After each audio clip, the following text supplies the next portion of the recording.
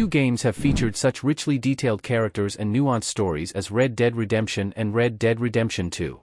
On the surface, the two games are packed with intergenerational dramas, large ensemble casts, and thousands of subtle details.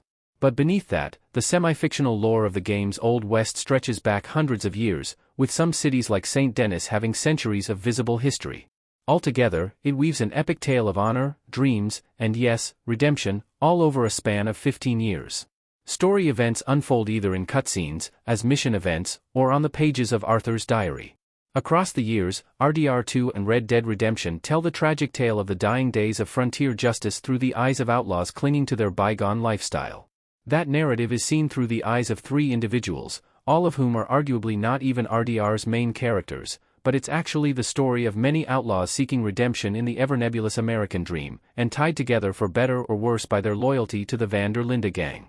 RDR2 Chapter 1, Coulter, 1899. The prequel begins. Van der Linde gang from RDR2. The main narrative of RDR2 takes place entirely in 1899. The members of the Van der Linde gang trudge through the snowy mountains of Coulter, searching for a hideout in the wake of a ferry heist gone wrong.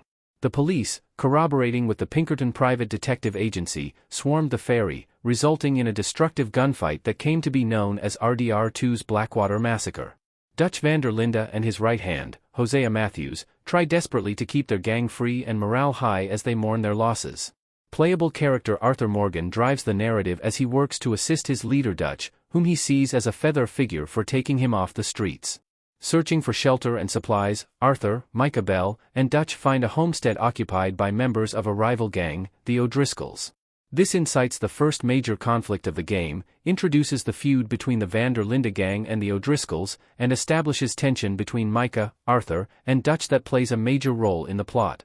The three characters frequently differ in opinion, beginning with the O'Driscolls' presence in Coulter. After fighting off the O'Driscolls, Arthur finds Sadie Adler, the homestead's actual owner, hiding in the cellar. With her husband killed by the O'Driscolls, she agrees to shelter with the Van der Lindes. Sadie is timid and cold at first, but she eventually comes into her own as one of the most important characters in RDR2. Before that, though, Arthur and Javier Escuela must find John Marston, Red Dead Redemption's protagonist, who has gone missing. After a harrowing trek into the mountains, Arthur and Javier find John wounded in the snow, having been attacked by wolves. After getting him safely back to camp and chastising him for his irresponsibility, the story's attention shifts to the O'Driscolls, whose own camp is nearby. Along with Javier, Micah, Dutch, Lenny Summers, and Bill Williamson, Arthur heads there to deal with Colm O'Driscoll, the gang's leader. This is the first time players see Dutch breaking his own code of honor by seeking vengeance, which he justifies by saying it's to keep the O'Driscolls from attacking. However, he also admits he's interested in poaching a job the O'Driscolls were working on.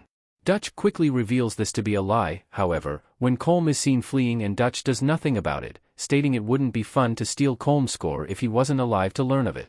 After the ensuing shootout with the O'Driscolls who remain behind, Arthur captures one of the rival gang members, Kieran Duffy. In one of RDR2's more surprising moments, Dutch actually spares Kieran and tentatively allows him to join the gang despite Arthur's protests.